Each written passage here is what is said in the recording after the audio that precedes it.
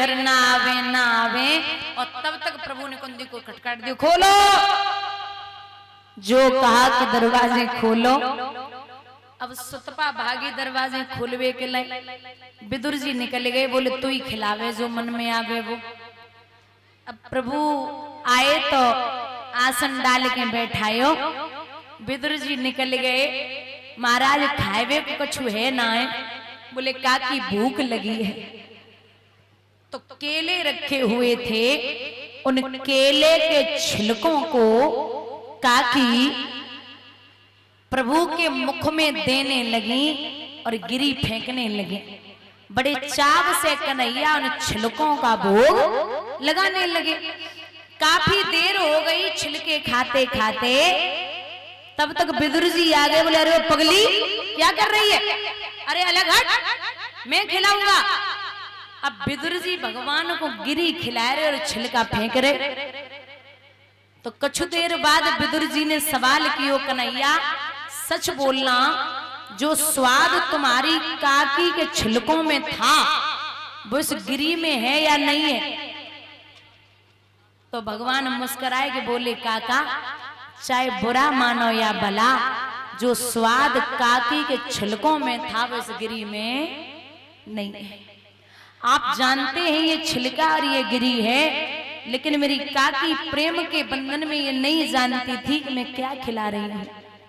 कीर्तन जिनका होता होगा, होगी न कपट की चाल, जहां नाचते मिलेंगे ए भैया यशोदा नंदन गोपाल, वहां रखा होगा आराधन सो प्रेम परोसा थाल, जहां झेमते मिलेंगे ए भैया यशोदा नंदन गोपाल, वहां।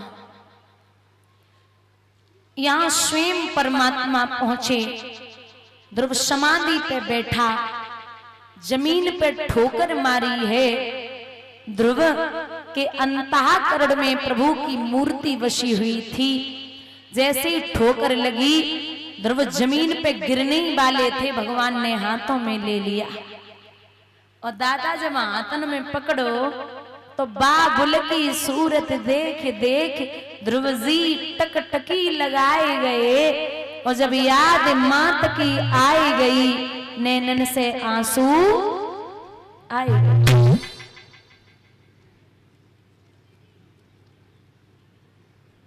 ध्रुव जब रोए तो पूछा कि क्यों रो रहे हो वत्स?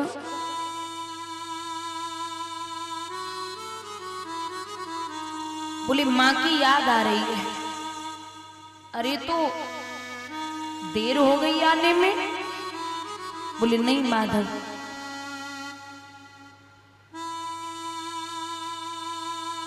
बोले फिर? बोले विचार कर रहा हूं कि मां हमारी इस वक्त कहां होगी। अरे भगवान बोले लाला तूने बड़ी तपस्या की, तू हमसे कुछ मांग ले।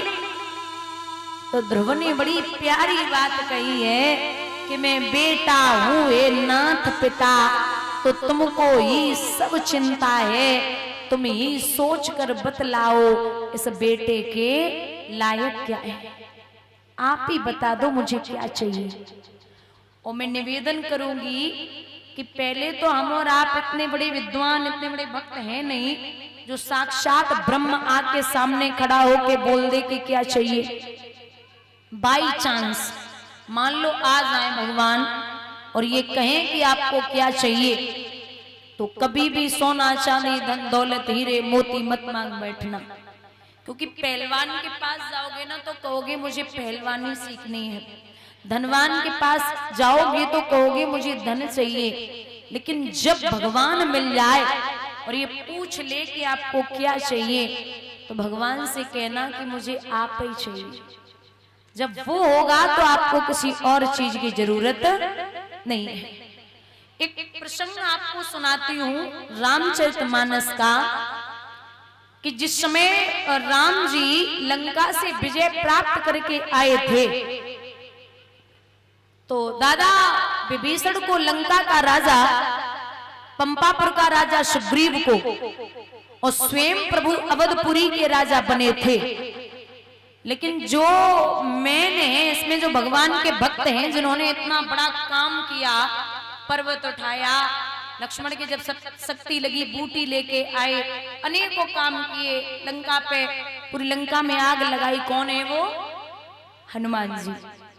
मतलब सबको राजगद्दी मिल गई, किसी ने कुछ मांगा, किसी ने कुछ मांगा, लेकिन वीर ने कुछ भी नहीं मांगा। मैंने कल भी बोला, एहसान नहीं जताते थे वो हनुमान जो अपने मान का हनन कर ले, उसी हनुमान कहते हैं। एक दिन राघव बैठे तो इशारा करके बुलाया, इधर आइए जी। बोले आप सबने मांगा, आप भी कुछ मांग लो।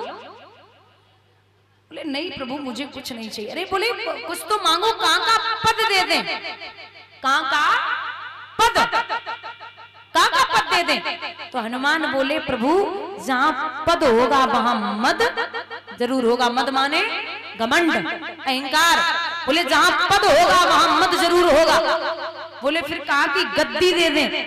अरे बोले इस गद्दी से तो दूरी रखो, जितने जो गद्दी वाले हैं सब भूत बड़ी जल्दी बनते हैं। बोले क्यों? अब देख लो भूतपूर्व प्रधानमंत्री, भूतपूर्व मुख्यमंत्री, भूतपूर्व जिला अध्यक्ष, भूतपूर्व जिला पंचायत सदस्य, भूतपूर्व प्रधान जी, भूतपूर्व सैनिक, जितने जो गद्दी वाले हैं सब भूत बड़ी जल्दी बनते हैं।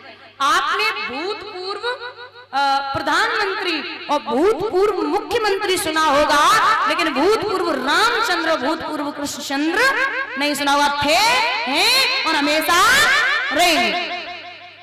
बोले फिर कहां की गद्दी दे दें, क्या चाहिए आपको? नहीं महाराज गद्दी नहीं चाहिए, फिर कुछ और मांगिए। क्या मांगू? अच्छा सीता जी बोली कि लाला अब राघव जी की इच्छा है तो आप मांग लो, क्यों इतना टाइम लगा रहे हो? बोले नहीं मैया मेरी इच्छा तो नहीं है कुछ लेने की। अच्छा सीता जी बोले काम करो डबल ले लो, डबल। हनुमान बोले जी ठीक है डबल बनवा दो। अरे मैया बोली अभी तो एक भी नहीं चाहिए था, आप डबल चाहिए, क्या बात है? बोले मैया आप अपने पति देव से कहिए कि ये अपने मतलब डबल माने दोनों चरणों की सेवा हमें दे दें। डबल हो गए ना, आप अपने दोनों चरणों की सेवा हमें दे दो।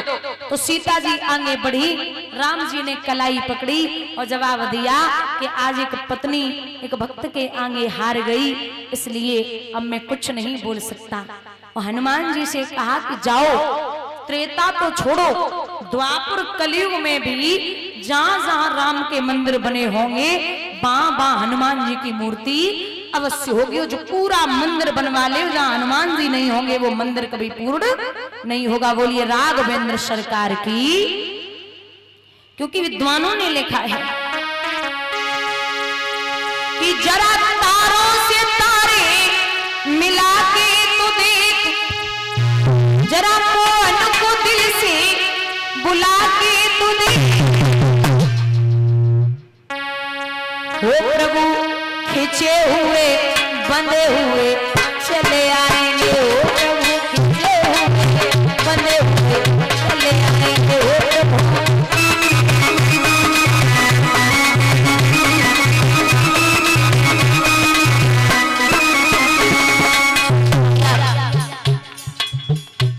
पाया धन्ना ने पत्थर को प्रभु मान कर,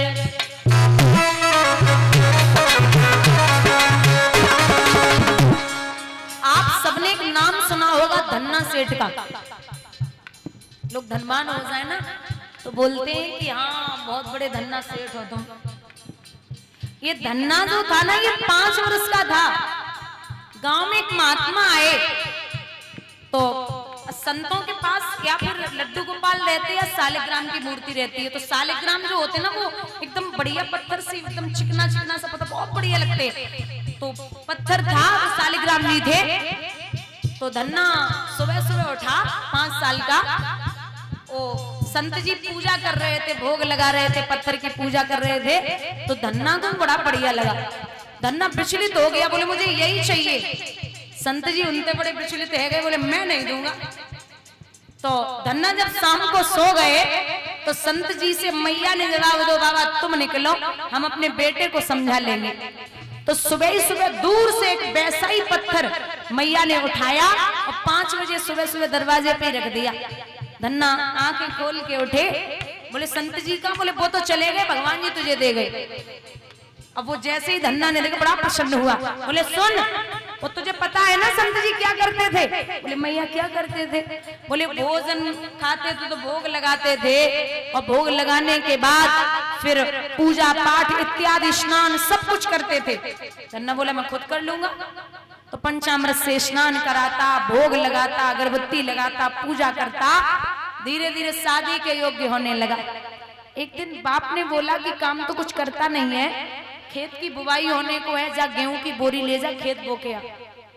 ठीक है। अब धन्ना ने 2 बोरियां ली और लेकर के चला। रास्ता से 15-20 संत निकल रहे। बोले लाला क्या नाम है? बोले धन्ना। इसमें क्या है? बोले गेहूं है। बोले अच्छा, मैंने 10-15 दिन से भोजन नहीं किया, थोड़ा सा कुछ व्यवस्था हो जाती तो ये गेहूं आप हमें दे देते, मैं आटा बनवा के रोटियां बना लेता। धन्ना बोले जैसे हमारे वैसे तुम्हारे, सब अपनों ही है, ले जाओ। दोनों बोरी संतों को पकड़ा दी। अब धन्ना बोले घर पे जाके मार पड़ेगी, तो 2 बालू की बोरी भरी और भर करके पूरे खेत में बो के आ गया। अब बालू से खेती उपजती, घर पे आए गए। अब सोचा कि पिता को पता चलेगा तो पिता बहुत डांटेंगे कि बालू बो के आ गया।